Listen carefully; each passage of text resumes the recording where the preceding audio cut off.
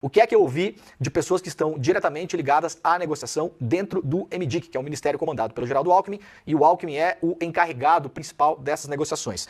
Primeira coisa, se o Trump for adiante na negociação e começar mesmo no dia 1/8, for adiante na taxação, o que é a primeira opção que está na mesa do governo brasileiro hoje. Não significa que será tomada, mas dentro de todas as medidas, né? Ou você não fazer absolutamente nada, ou você contra-atacar com tarifas de 50% para todos os produtos dos Estados Unidos importados para o Brasil. O que é a primeira coisa, seria a primeira opção, a que seria menos danosa, mas também que mostraria algum tipo de contra-ataque? Deve ser a primeira opção, retaliação em PI. O que é isso, Vivi? Você pegar, por exemplo, medicamentos ou outras coisas que têm propriedade intelectual dos Estados Unidos e fazer retaliação em cima disso. Você sinalizar para os Estados Unidos que produtos que circulam no Brasil, que o Brasil precisa pagar dinheiro para os Estados Unidos porque foram inventados e têm registro nos Estados Unidos, a gente pode quebrar essas patentes ou diminuir o prazo de vencimento das patentes. Essa é a primeira opção que eu ouvi de negociadores que estão diretamente envolvidos nessa questão.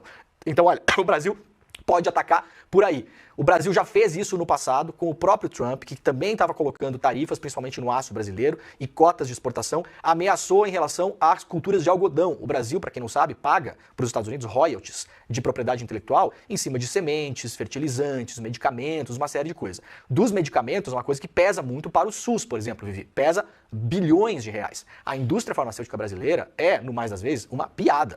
O Brasil tem condição de produzir genéricos aqui, alguns medicamentos, mas, por exemplo, o Brasil hoje, se fosse impedido de usar patentes que vêm dos Estados Unidos e de outros países, e se não tivesse nem mesmo condição de importar os insumos para isso, o Brasil não tem condição de produzir um antibiótico. E isso é uma informação que eu coletei com uma outra pessoa que trabalha nessa área de produção de medicamentos, trabalha no Brasil, mas com empresas internacionais, uma fonte que conhece muito dessa história. Então, isso pode ser o primeiro contra-ataque. Segunda melhor coisa que poderia acontecer, dar alguma coisa para o Trump ter motivos para, se não retirar as sanções, empurrá-las por 30 dias, 60 dias, 90 dias. O que seria isso, Vivi? Uma sinalização de entregar algo. Falou-se muito nos últimos dias das tais terras raras, que são usadas na indústria de microchipagem, carros elétricos, né? Essa coisa toda, falou-se muito nisso. Mas há um setor que interessa muito aos Estados Unidos no Brasil, que é o setor do álcool. O Brasil produz álcool para os automóveis, por exemplo, mas importa álcool produzido nos Estados Unidos, produzido a partir do milho. Esse álcool é super taxado, esse álcool que entra, para proteger a indústria nacional. Pode haver uma sinalização nesse setor, por exemplo, ou o setor de madeira, ou o setor das terras raras. Pode haver alguns setores que o Brasil pode sinalizar, olha, estamos dispostos a ceder nesses setores aqui, não assinando nada nesse momento, mas esperando que do lado de lá venha uma resposta então do tipo, então se vocês estão dispostos a isso,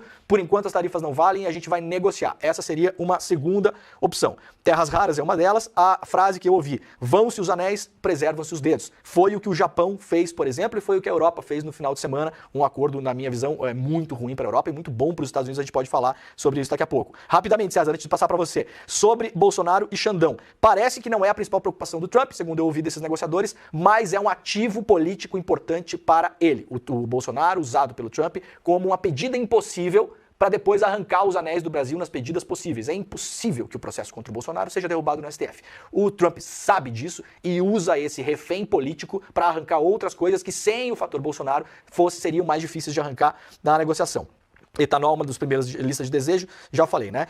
Trump vai tentar o all-in. E aí, para finalizar a apuração de ontem, já que eu não dormi, fiquei enchendo o saco das pessoas também, até de madrugada. Como é que tá a questão hoje?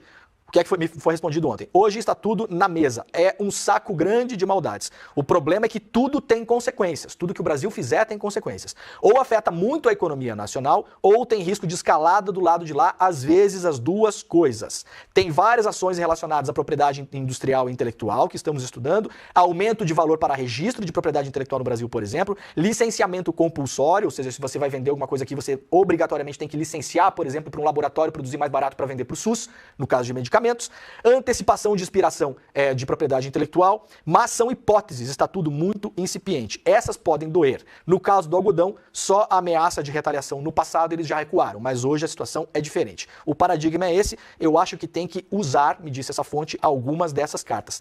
Tem custo, mas, e aí a frase final, César, para passar para você que eu ouvi desse negociador, eles têm que saber que não estão falando com o Panamá. Isso é o que está na mesa hoje do Ministério do Geraldo Alckmin para essa negociação com os Estados Unidos.